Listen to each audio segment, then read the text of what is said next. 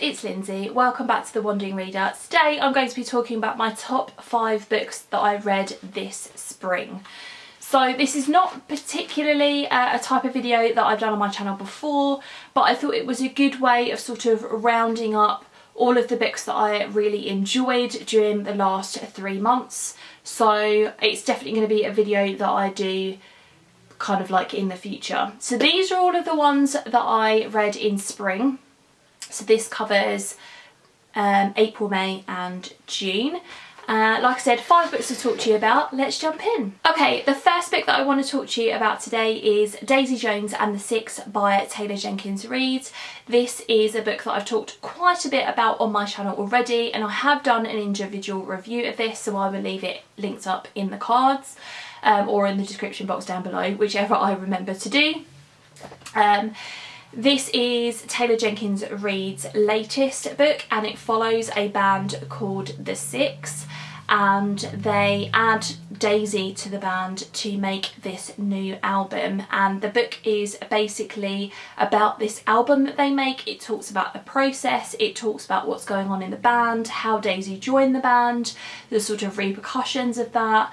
It was all about their relationships with each other, but with their people outside. It talked about some of their backstories and things like that, and it's told in interview format as well, which I really enjoyed, because I felt like you got lots of different perspectives and everybody had a slightly different take on what had happened, and I thought that was really well done, because that is what memory is. Everybody remembers things in different ways, and I think definitely Taylor Jenkins Reid reflected that in the way that she told this story.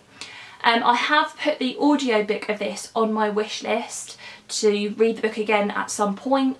I've heard that the audiobook is very good, that it has a full cast to it, and that it's a great way of reading the book. So other people have recommended it obviously, so that might be a way that you want to read it. But yeah, I wouldn't say out of the 2 Taylor Jenkins Reid books that I've read, I preferred The Seven Husbands of Evelyn Hugo, but I still gave Daisy Jones and the Six 4.5 stars, and I really enjoyed it. The second book that I want to talk about today is Royally Screwed, and this is by Emma Chase. It's the first Emma Chase book that I read, and it is the first book in the Royally series, I think, and it followed Olivia and Nicholas, and Nicholas is the crowned prince of this principality in Scotland that actually doesn't exist. Emma Chase just kind of made it up for this world, and his grandmother is wanting him to kind of get married and start a family, because he's next in line for the throne and she wants him to eventually take over. Meanwhile, his brother is sort of MIA. He needs to go and kind of find him, so he flies over to New York and to look for his brother, and over there he meets Olivia, and Olivia and her family run a cafe somewhere in New York.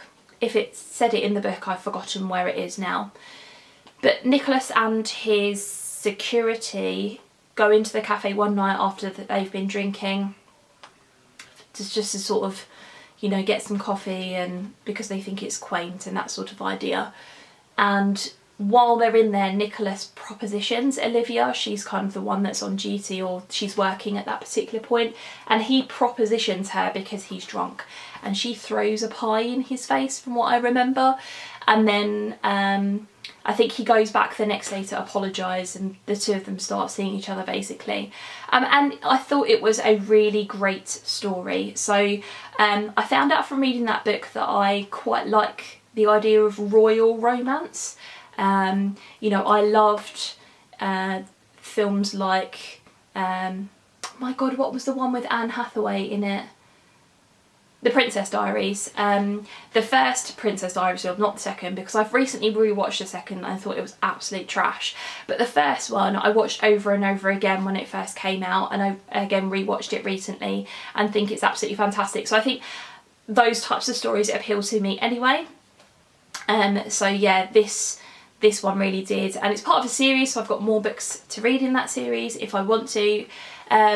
Yeah, it wasn't just about the romance, it had some other issues to deal with it as well. So, you know, Nicholas thinking about the fact that he's got this big responsibility to take over when he takes over the throne, having to think about, you know, is he going to please his grandmother with his, you know, with Olivia, like his choice of girlfriend, like that kind of idea.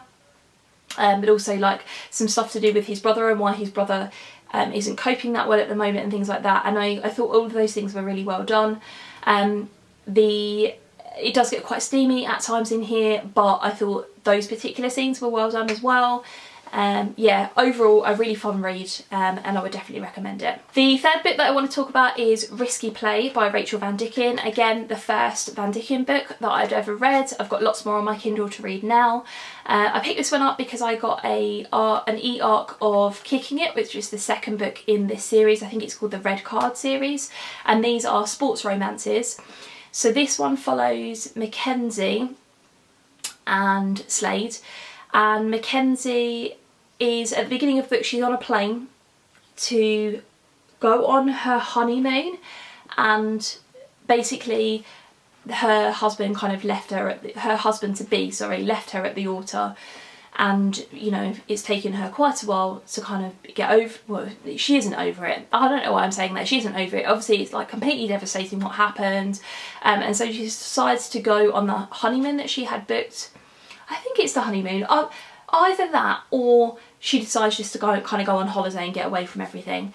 And on the plane she meets Slade, who is a massive football star in the States, although she doesn't really recognise him, and they exchange fake names when they meet each other. And at one point, one of the plane's engines kind of malfunctions or blows up or something like that, and the kind of plane drops in altitude. But she kind of grabs his hand, and I think they end up kissing because she's scared, like that kind of idea. And then they meet up when they're on holiday, and then again when they're home again. And yeah, it was very, very steamy, but I loved those bits of the book. But I also liked just watching the relationship between the two of them.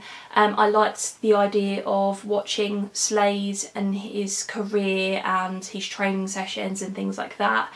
And yeah, discovered that I like sports romances. I never read one of those before, so yeah, again, would definitely recommend. Fourth book on this list is Eat Up by Ruby Tandoh. I listened to this one on audio, and this is Ruby Tandoh's non-fiction book all about eating, about the pleasure of eating, about the different things that you can get from eating, that kind of idea. And it's just a fest of just pure joy, basically. The way that she describes food and all of the different really interesting information that she has in there, I thought was absolutely fantastic. It's not a particularly long book, so I think on audio it was around the 6-hour mark.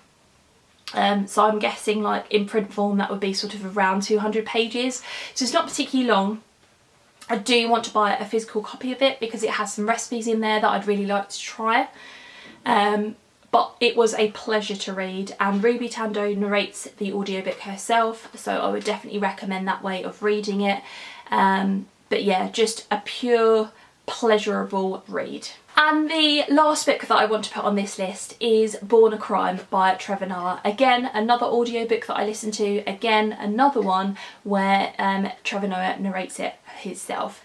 And this is all about his experience of growing up as a mixed race child in South Africa at a time when that was illegal, and you know, the time partly of apartheid, that kind of idea.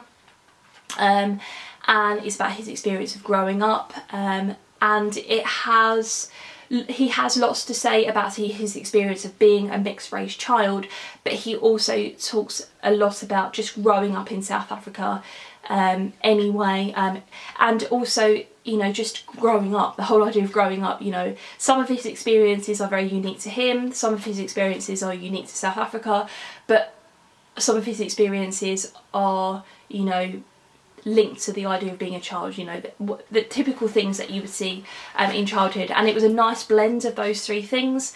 I found it's both funny at points, he had a lot of wit that he got across, and again it was lovely hearing that in his voice, hearing him tell these stories himself, but it was also really emotional at times too.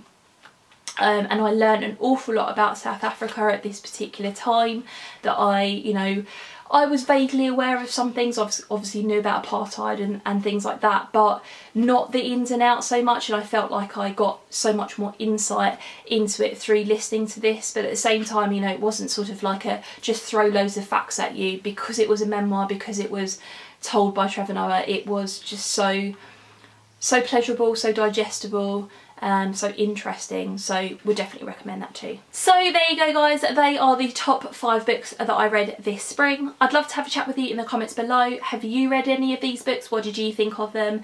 What were some of the books that you really liked in April, May and June? Thanks very much for watching, and I'll see you in my next video. Bye.